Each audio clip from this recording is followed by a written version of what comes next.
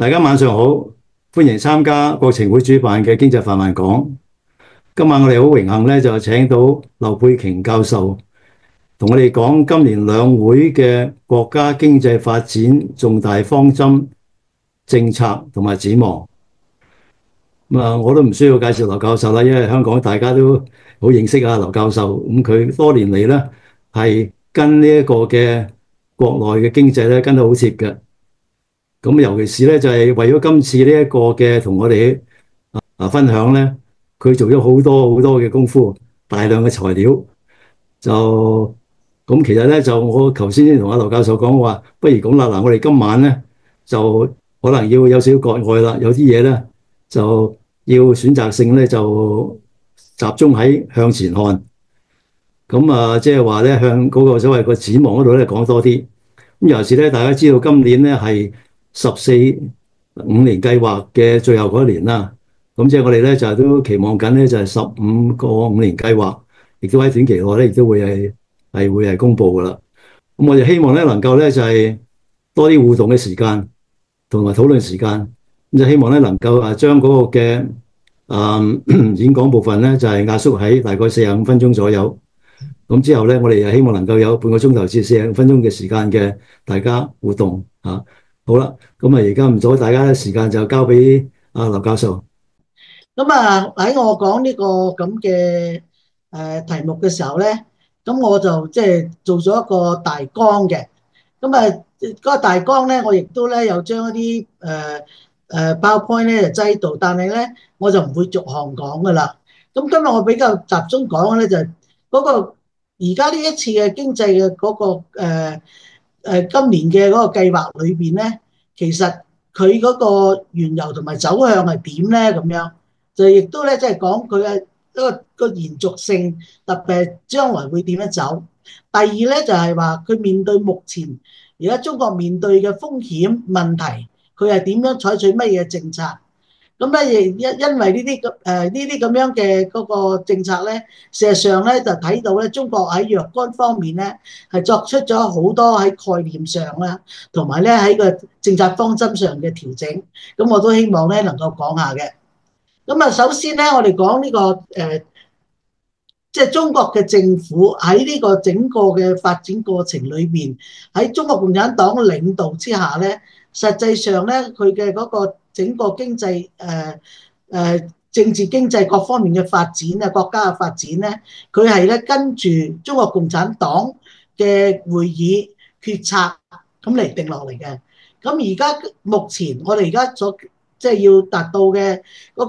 個方針政策咧，其實咧係源自於中共嘅20大。我哋知道咧，2022年開20大，23年咧，我哋知道咧就係即係跟住咧，我哋就一個新嘅一屆嘅政府。然後咧跟住就有二中全會，到24年嘅時候咧，年中咧就有個三中全會。然後咧，亦都咧喺9月時候咧有個中央經濟工作會議，係特別咧針對經濟問題咧作出一啲嘅新嘅方向嘅。亦都喺中央政治局嘅會議咧，直情係指明方向喺呢個兩會，今年嘅兩會咧應該點樣走。呢個咧就係嗰個整個嘅過程咧，其實係一路咧即係貫穿住嘅。而咧喺而家中國經過咁多年嘅嗰個實踐之後咧，對於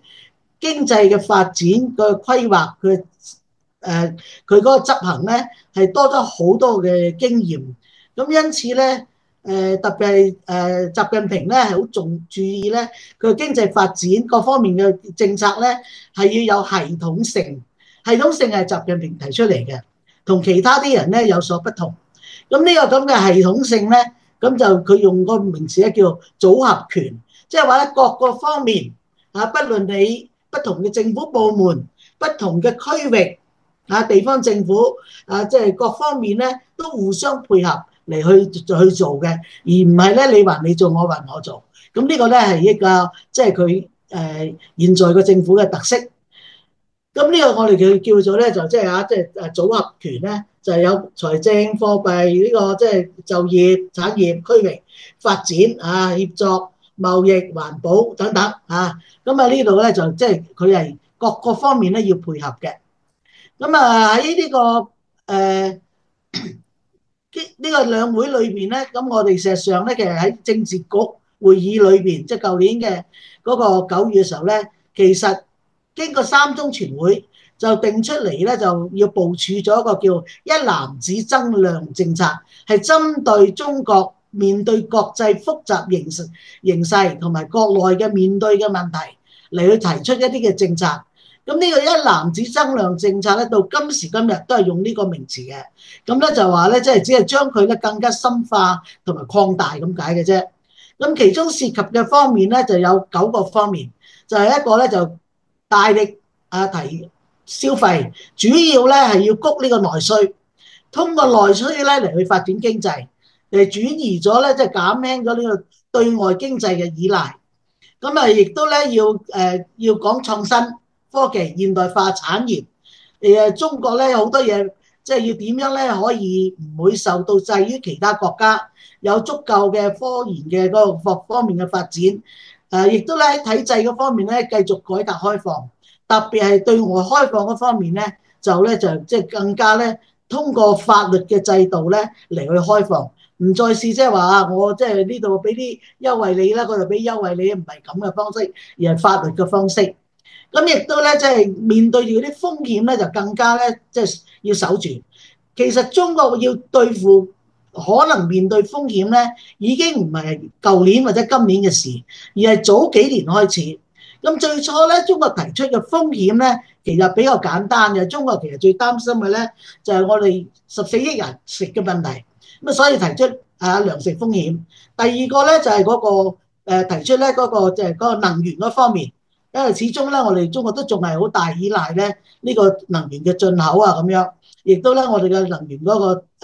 部門咧都係比較咧仲未夠先進嘅。咁然後跟住咧又提出金融風險，咁然後跟住咧就係好多其他嘅咧，到咧即係我哋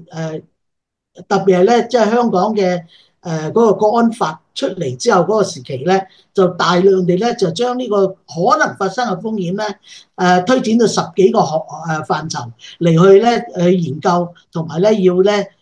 想出對策咁嚟去應付佢嘅。咁呢個咧就係呢幾年比較重要嘅方面。咁然後咧就統籌咧，要中國要發展咧，嗰個發展係希望全面嘅。咁所以咧係好注重咧就係話不同區域之間嘅均衡地發展。即係城市同鄉村、沿海同內陸，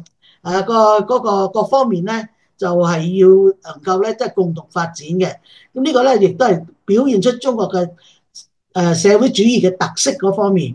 咁所以咧喺嗰個區域合作嗰方面咧，係加強咗，亦都咧面對將來世界發展咧，就好強調咧呢個降碳減排污呢個即係要綠色嘅經濟嘅發展。總之咧，最後咧，即係最緊要嘅係要人民得到幸福，呢個咧就係佢嘅所面對嘅嗰個最緊要嘅方面。然後咧喺呢個政府嘅工作報告裏邊咧，對於跟住嗰年嘅要求咧，就係國內生產總值要維持5%，咁亦都咧即係呢個每年要安置咧近千萬嘅人嘅就業嘅問題。輕微嘅通貨膨脹啦，國際收支咧，佢都係只係提得好虛泛噶嘛，基本平衡。雖然咧過去一直以嚟咧，我哋都係即係順差嘅。糧食嗰方面咧，一路都係處喺我哋嗰個歷史最高嘅水平，1.4萬億斤。咁你可以想象到咧，即係我哋14億人咧，其實咧差唔多可以話全部自給咁緊要噶啦。點解咁嘅提法？咁我就即係稍微解釋一下。實際上咧，好多嘅即係分析咧，都係講出嚟。首先咧，我哋個而家嘅要現代化，中國特色嘅現代化裏邊，非常之強調嘅咧，就係要掌握即係三新。咩三新咧？新發展階段，即係中國特色社會主義現代化。新嘅發展理念就要綠色啊，要即係先進嘅新嘅發展嘅格局佢呢個理念格局係咩咧？就係要創新協調、綠色、開放、共享。咁咧係慢慢咧就走向一個開放嘅經濟。咁然後咧就係要即係國內同國際之間嘅循環咧要協調到。咁啊最後咧建立一個即係由小康社會轉入一個全面建設社會主義現代化。咁呢個過程係幾多咧？過程係分兩個階段走，一個咧就到2035年要喺全面已經而家都係小康啦，已經咁咧要走向咧就係一個基本嘅現代化。到2050年啦，我哋咧就係即係變咗咧建國即係100年嘅時候，直情係要世界一流嘅現代化國家咁樣嘅目標嘅。咁既然係咁嘅時候咧，咁根據佢哋嘅測算咧，如果要達到呢個目標，人均嘅 GDP 咧係由$10,000去到$20,000咁樣。而呢個咁樣嘅水平咧，以我哋嘅人口計算嘅話咧，即係換言之咧，我哋要達到咧，將我哋嘅 GDP 維持喺4.7%以上嘅增長，就能夠達到啦咁樣。所以到即係舊年我哋完成咗5%，今年仍然係定5%，就係因為咧，我哋想達到呢個2035年所設定嘅目標，2050年所設定嘅目標嚟界定嘅。咁所以咧，我哋知道咧喺20大呢個嘅即係嘅規劃裏邊咧，其實考慮嘅咧就唔係5年規劃，係講緊我哋中國建國100年會點樣咁樣嘅一個長期嘅規劃嚟嘅。咁我哋咧就喺呢個方面咧，喺應對我哋面對嘅問題咧，咁其實好緊要嘅一個部分咧，就係咧有個即係採用赤字財政。其實我哋中國一直喺改革開放以嚟咧，基本都係採取呢個赤字嘅財政嘅。咁喺呢個赤字財政裏邊咧，咁咧事實上咧就佢嘅嗰個嘅發展咧。係以而家同過去嘅都唔同咗嘅。咁我大概咧講一講，大概介紹一下，特別係財政嘅制度嗰方面先。中國我哋講話中國嘅財政制度嘅時候咧，個帳簿咧係有4本嘅。一個咧就係一般嘅公共預算，就係我哋所講嘅，我哋所認識嘅所謂公共財政。但係咧喺中國咧，仲有一個政府性嘅基金嘅預算。我打錯字啊，將個基金預算，政府性基金預算咧，其實咧係為咗有一啲建設，我哋要建設，譬如話高鐵，我哋要即係交通嘅有關嘅等等咁樣。咁呢啲建設嘅過程裏邊咧，需要嘅資金咧，就用嗰有各式嘅樣嘅收費咧嚟去支付。咁呢部分咧，其實佔嘅嗰個 GDP 比重係比較低。咁呢兩樣夾起上嚟咧，其實都應該咧就相當於我哋喺香港嘅所理解嘅公共財政預算。但喺內地仲多咗2樣，一個就係資本經營嘅預算，即係嗰啲中央國企啊嗰啲啦。咁另外一個咧就係社會保障基金。咁佢呢個咧都係要作出報告嘅。咁即係呢個即係有啲類似，好似我哋公積金，佢都會即係會佢就好似嗰類嘢咧，佢都講比較5保啦，咁佢都會講嘅。咁喺 GDP 裏邊咧，舊年嘅咧就係134.9萬億元，咁嗰個赤字率咧就係4至到5% 左右嘅。咁呢個咁係咩嘅意思咧？咁樣其實咧，即係當我哋話係一個達到呢個咁樣嘅情況嘅話咧，我哋首先咧就要了解咧，就係嗰個中國而家嗰個債務嘅處理啊。咁我呢度咧，我亦都解釋一下債務處理。2024年咧，我哋發行嘅長期嘅特別國債咧有1萬億元，即係舊年1萬億元。1萬億元咧，最緊要嘅就係咧，中國咧過去我話都係赤字，亦都有發行國債，但係過去嘅國債咧，我哋主要係短期國債，即係1年2年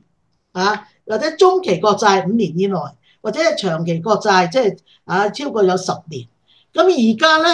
佢係而家發超長期嘅國債，係去到成30年咁樣。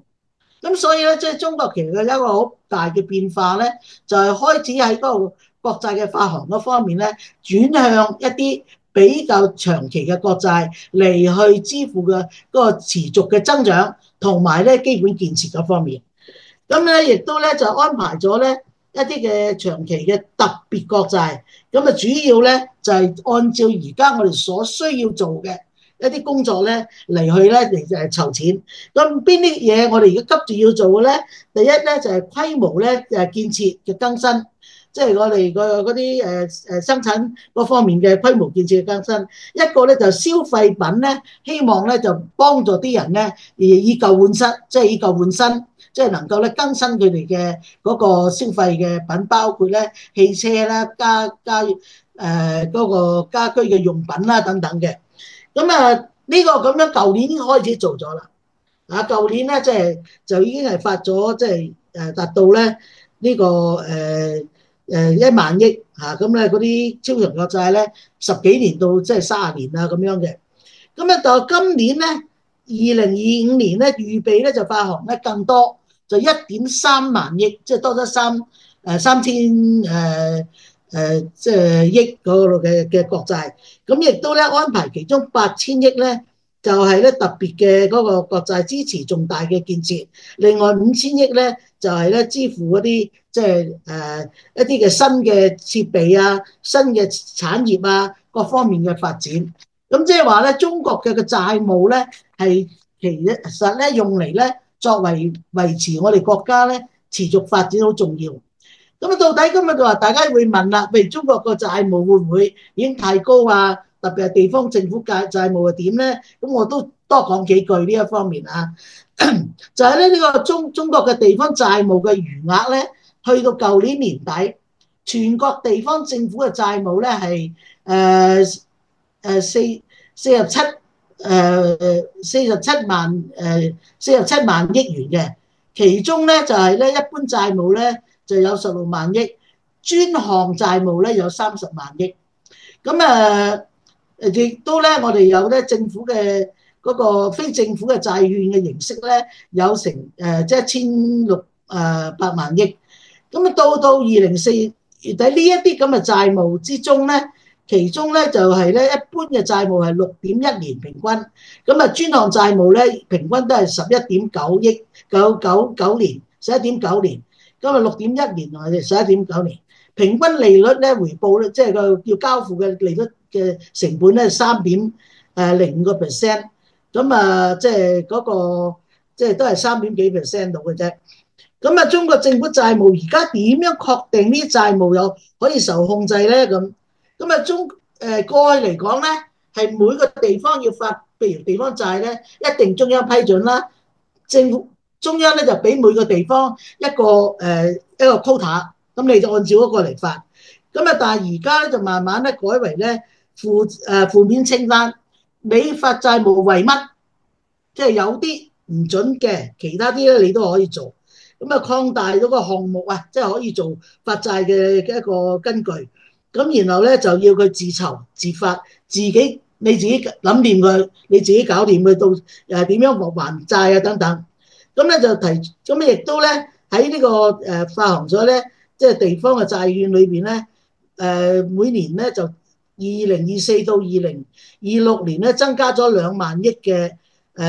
債券，即係增加嘅限額。2024到28年咧，嗰個地方嘅專項債務咧就安排咗8000億。用嚟咧，8000億要嚟做咩咧？係因為過去積咗一啲嘅債務咧，我哋都唔知點還，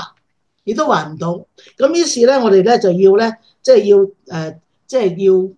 通過發債咧嚟填嗰啲過去嗰啲未能還到嘅債務。咁然後咧，亦都咧喺29年之後咧，有啲會到期嘅2萬嘅債務咧，亦都希望咧通過呢個發債咧嚟去消除佢嘅問題。用咁嘅方法係令到地方咧可以減輕佢嘅債務嘅利息嘅負擔，咁然後咧就慢慢咧可以解決到佢嘅債務嘅困難。咁呢個咧就係佢已經係用咗一個比較大嘅力量咧嚟化解地方債務嘅風險危機。第二個危機咧，我哋要講下嘅咧，就係咧就關於咧呢個就關於咧呢啲嗰個房地產嗰方面啦。咁啊，房地產方面，咁喺房地產嗰方面咧，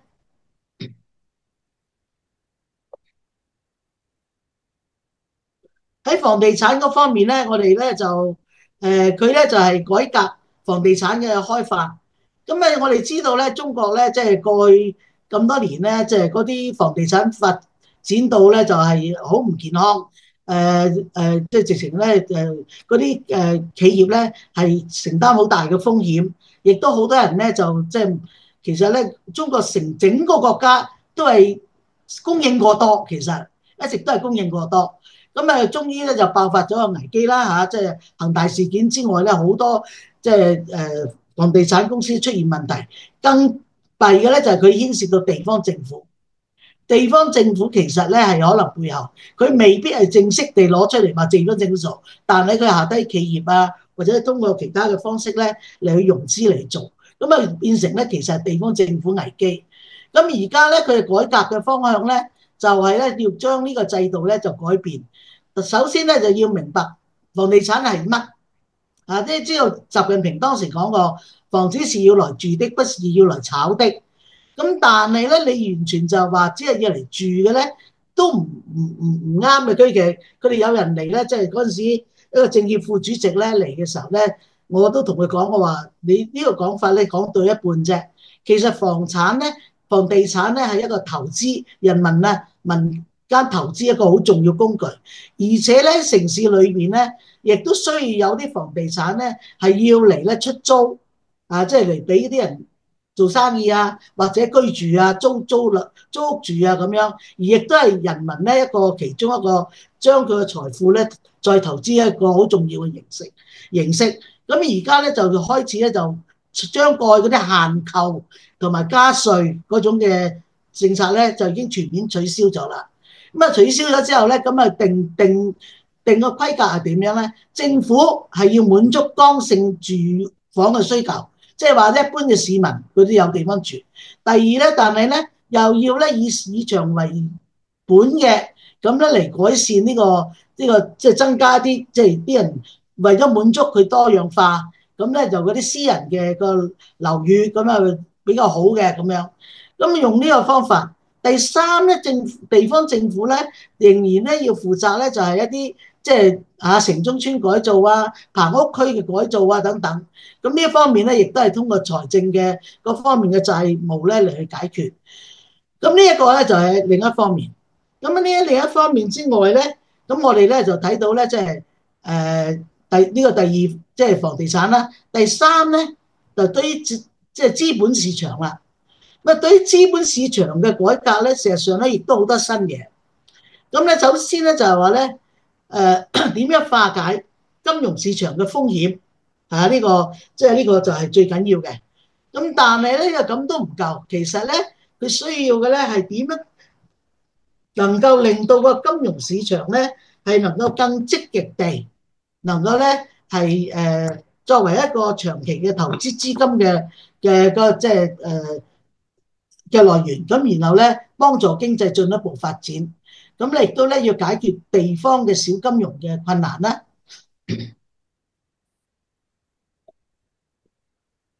咁我哋睇到咧，即係呢個佢呢啲咁樣嘅處理嘅辦法，咁啊針對咧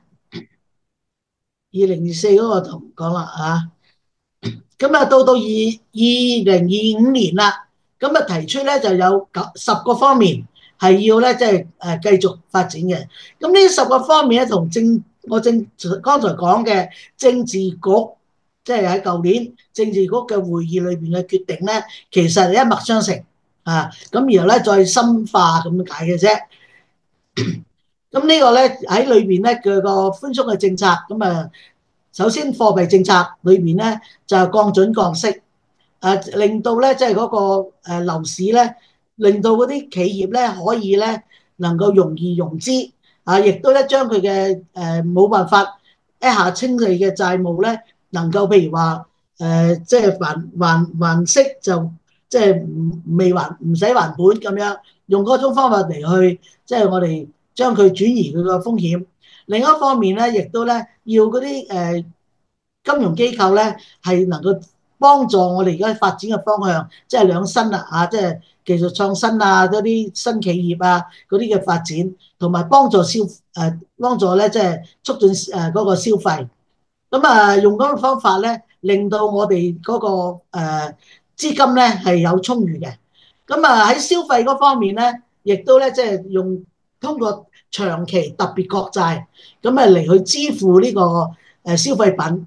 包括咧即係我哋講嘅汽車即係等等啦嗰啲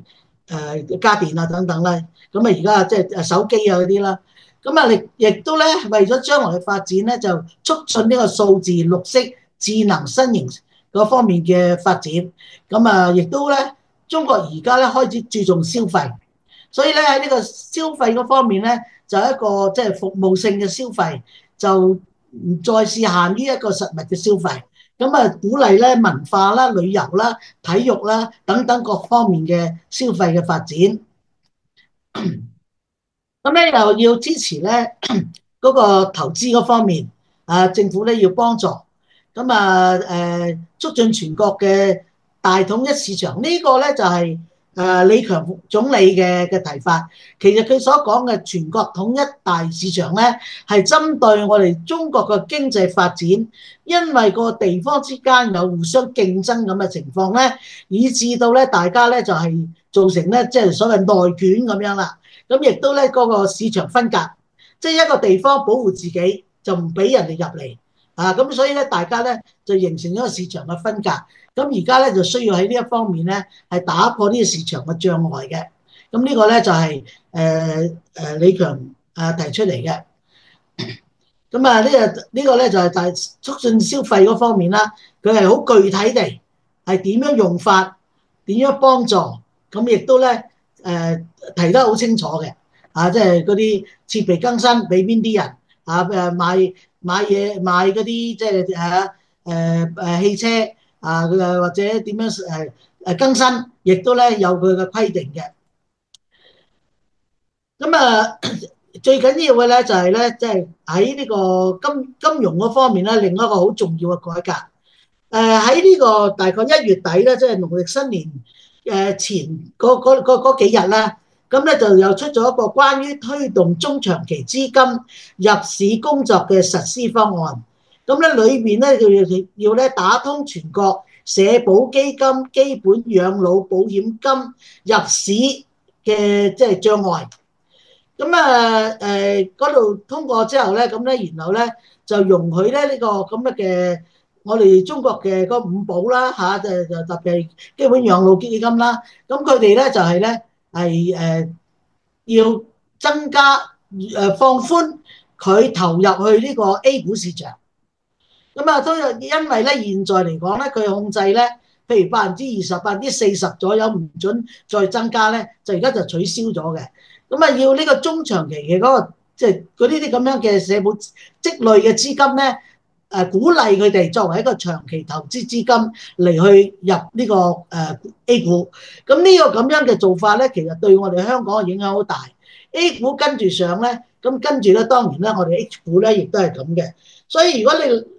我自己咧睇到呢個咁嘅新聞咧，因為又唔係好多嘅報導。但係我就覺得咧，即係呢個咧係令到整個中國嘅股票市場咧係會比較即係發展得快，因為我哋嘅股票市場係相當規模好細，大概咧只係佔我哋嘅 GDP 嗰個，譬如話交易總額或者係嗰個嘅個市場嗰個整個嘅嗰個上市嘅總值之類咧，都係佔我哋 GDP 都唔夠60%嘅。但係人哋好多發達國家咧200%、100%、200%㗎嘛。所以咧香港即係我哋嘅股票市場係我哋嘅 GDP 嘅10倍以上嘅，即係已經係低咗㗎啦。以前係20倍啫，10幾20倍嘅咁樣嘅。所以咧，因為中國咧唔係咁充分地利用呢啲積累嘅資金咧，佢嗰個資金流咧受限制咧，就影響到咧嗰個經濟發展嘅資金嘅來源。咁呢個唔係一個市場經濟一個好嘅情況。咁睇嚟咧，呢個政策咧就已經係一個比較大嘅變革啦。咁啊，另外咧就係區域發展。中國作為一個社會主義國家咧，佢咧就好緊張，即係要點樣令到各地均衡發展。咁啊，當然第一部分咧就要改善咗個基礎設施啦，即係高鐵啊，即係電網啊，光纖啊等等。咁啊，各方面。咁另一方面咧，就係佢要咧，即係要嗰啲地方嘅幫扶啦等等。用呢個方法咧，令到咧一啲比較原本落後嘅地方咧，都跟住發展。譬如以前我哋就係沿海開放，而家咧係沿住個邊境都開放，然後亦都咧令到嗰啲地方咧，佢哋又通過譬如話去歐洲嘅公路啊、鐵路啊等等咧，去東南亞咁樣，就變咗咧中國變咗四邊都嗰個交通都好咗好多。咁用呢個方法咧，結果咧係令到咧好多內陸嘅省份咧都發展得好快嘅。咁啊，正話我都講咗金融改革啦。房地產咧，亦都咧，即係喺咁嘅情況咧，就主要係避免嗰啲危機。咁其中有啲嘅適用嘅房屋咧，由地方政府咧就買咗過嚟，然後咧就供應俾需要嘅市民嚟用嘅，咁嚟化解佢嘅債務。喺外交方面啦，外交方面咧，其實習近平咧20大裏邊咧展示得好清楚，係推進呢個所謂構建人類命運共同體，咁咧嚟去鞏固呢個即係整個嘅我哋嗰個即係同對外嘅關係，就多邊主義同埋咧就一個一體化。咁喺呢一方面咧，事實上咧就習近平咧提出嘅咧，就係我哋所講嘅咧，佢向國際上咧就推薦嘅所謂咧就係話要嘅幾個方面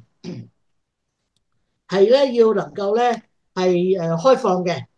即係呢個大家咧要大家共同咧嚟發展嘅，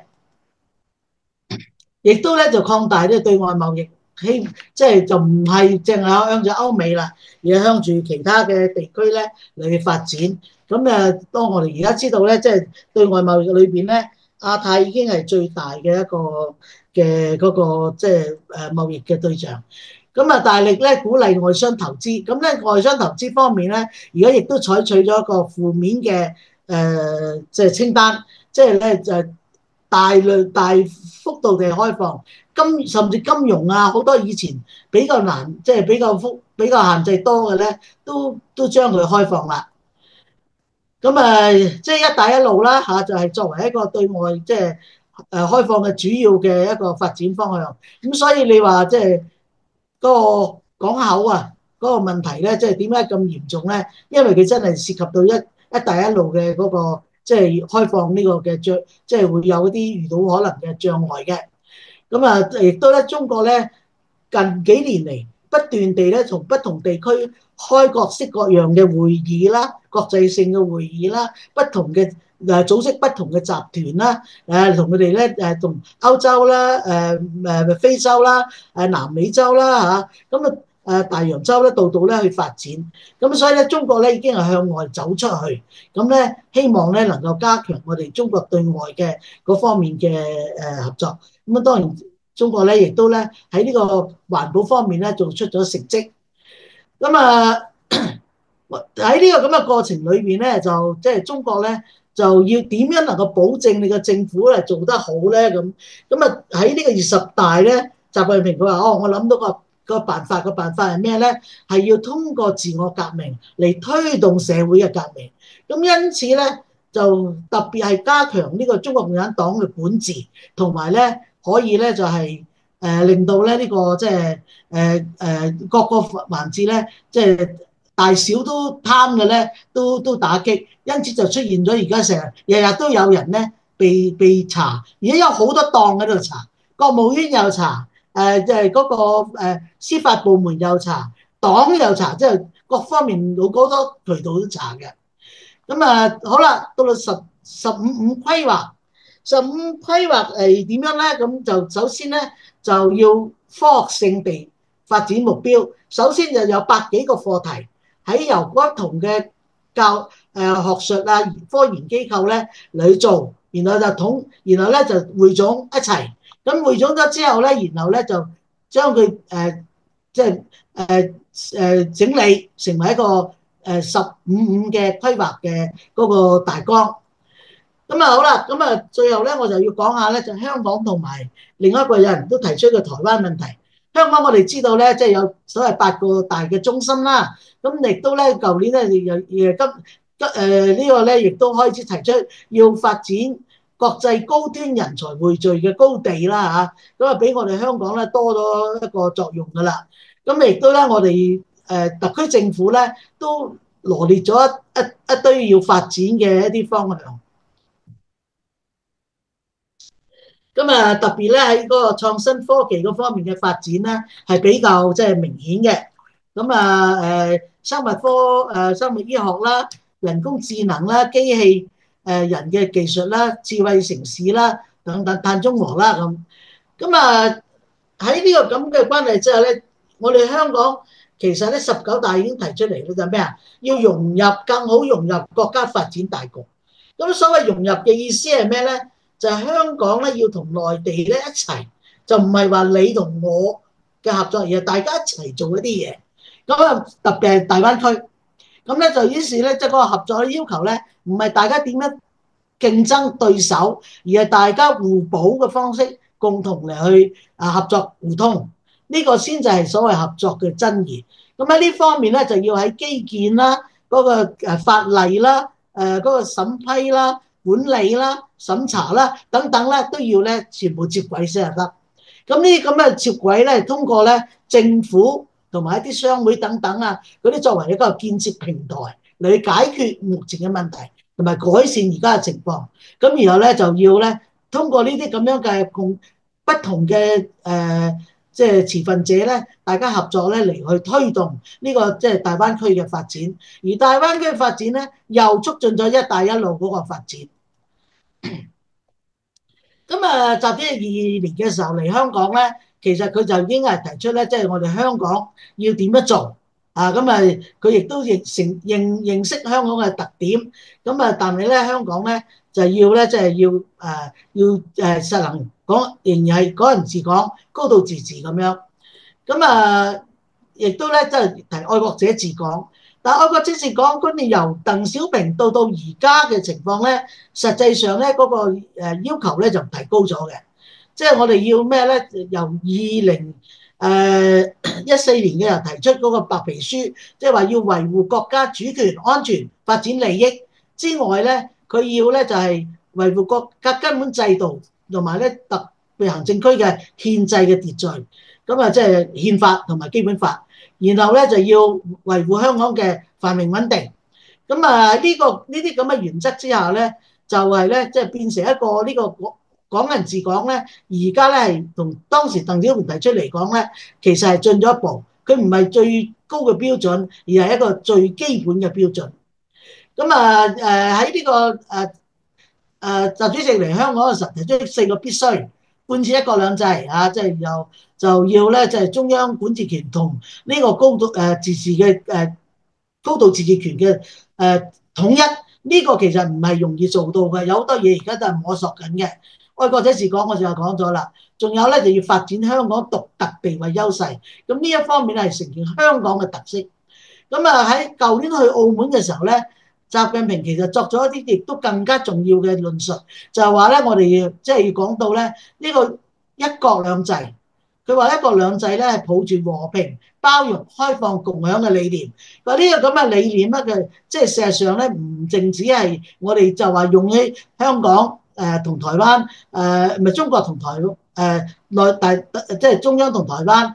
同呢個香港、澳門之間嗰個咁樣嘅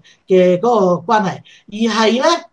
係要咧係其實係一個國際性嘅一個共同嘅價值，係一個國際性嘅公共產品，佢係咁嚟形容嘅。所以一國兩制係一個好嘅制度，唔係一個權宜之計，而係根本我哋要世界和平共處咧，就應該咧要包容咁樣容許咧一個政體之前咧，都係咧有大家嘅嗰個即係可以即係互相嘅包容咁樣嘅即係存在。好啦，咁呢個咁樣兩會到底對我哋有咩啟示咧？咁夏寶龍主任咧，佢就即係都可能驚我哋香港啲人仲唔明乜啦咁樣，咁因此咧就即係就督促香港咧要能夠要即係主觀應變求變咁咧同埋咧就要即係亦都咧俾咗香港即係一個好緊要嘅嗰個任務咧，就係咧我哋要發揮個優勢啦，要深化同國際嘅合作啦，咁咧同埋咧就係即係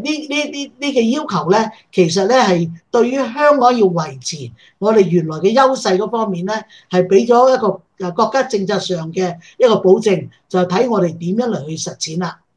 咁啊，最後我再講講台灣問題，比較而家咧係比較敏感嘅。2024年8月，咁咧就國務院咧就辦咗官方網站，增設咗咧呢個依法懲治台獨頑固分子，咁咧就列咗10個台獨分子嘅名單。咁咧，然後咧到咧呢個25年3月嘅時候咧，賴清德咧13號咧就開完國家安全高層會議之後咧，就見記者，就提出面對嘅5大國安統戰威脅，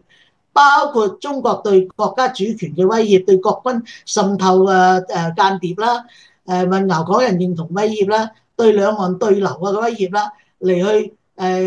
即係作為一個即係滲透同埋咧，即係要即係將台灣統一。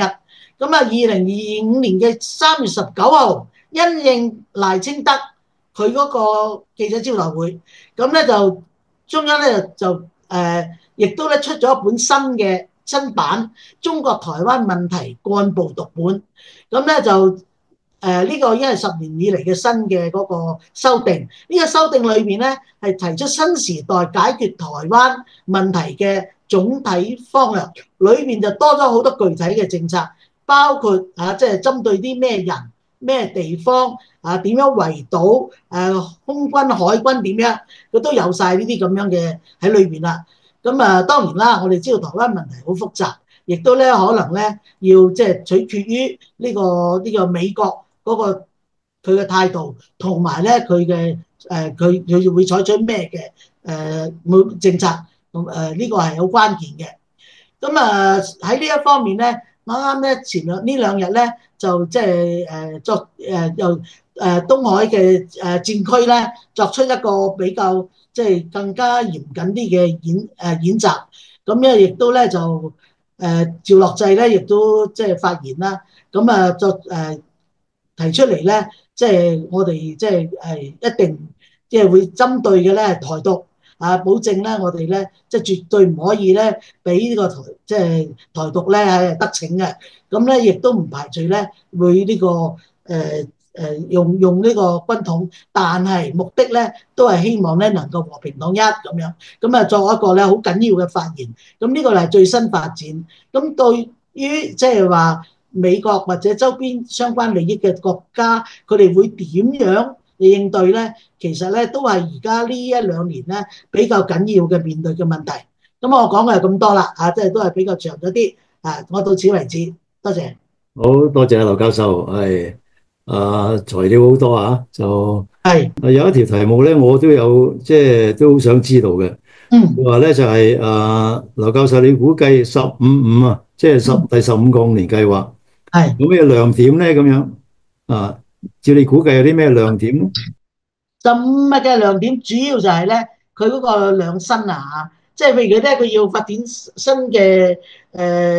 產業，真嘅創新科技嚟去發展，咁然後咧就佢咧即係成個中國咧會走數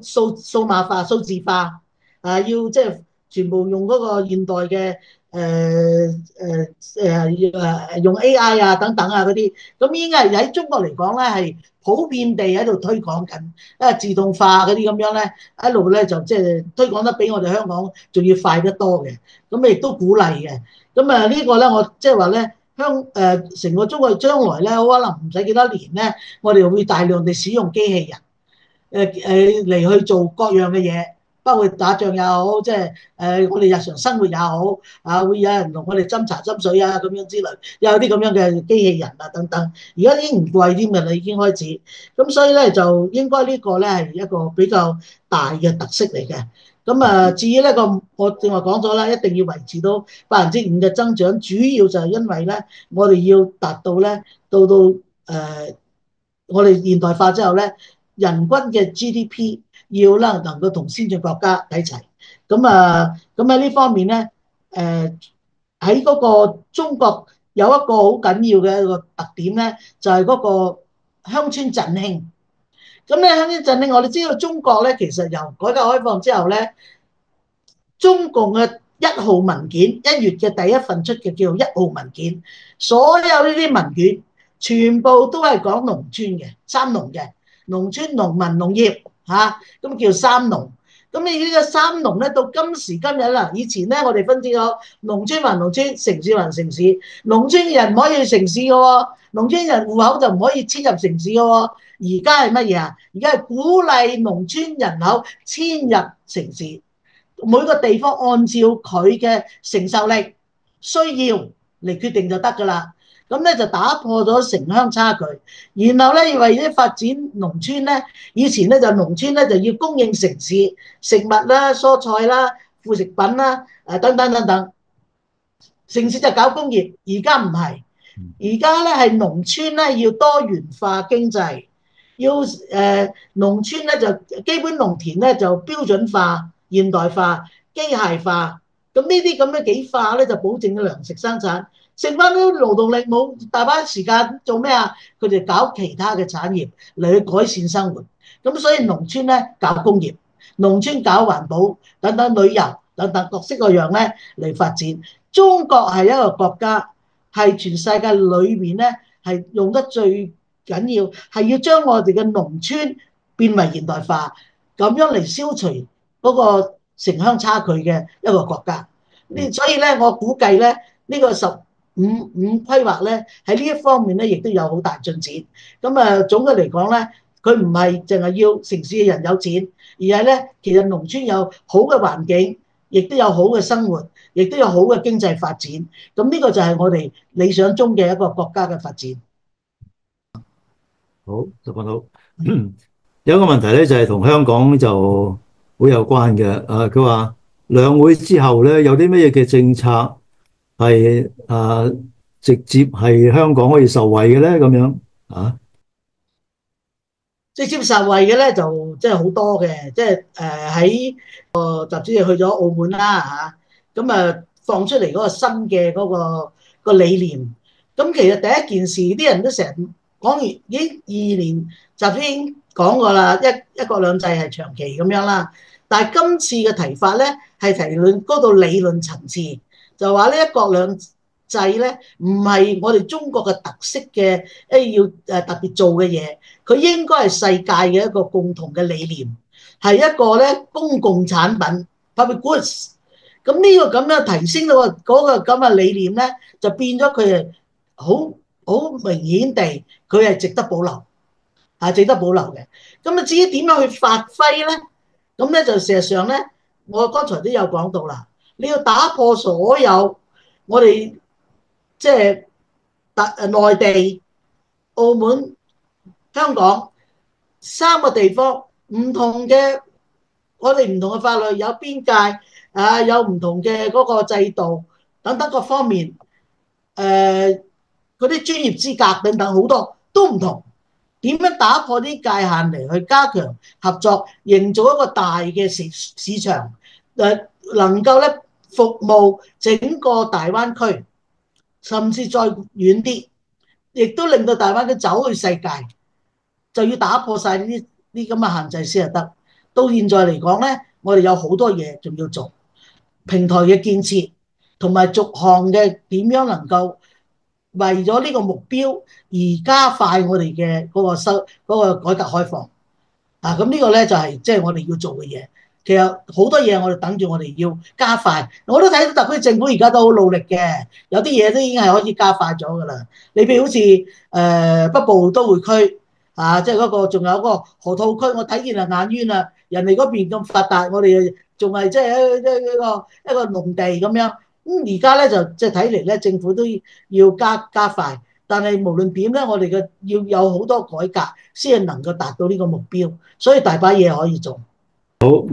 時間咧就係差唔多啦我哋掌握得幾好啊，劉教授。咁係差唔大多啦，家仲有冇問題咧？如果冇咧，我就即係代國情會多謝劉教授今晚同我哋分享，內容十分豐富啊。咁希望咧我哋即係有機會咧再請劉教授翻嚟咧，同我哋再講第二個有關呢一個香港經濟嘅題目啊。好，多謝各位希望下一次嘅繁繁講咧，能夠喺呢個平台度同大家再見面。係多謝大家，多謝，好，好，拜拜。多謝。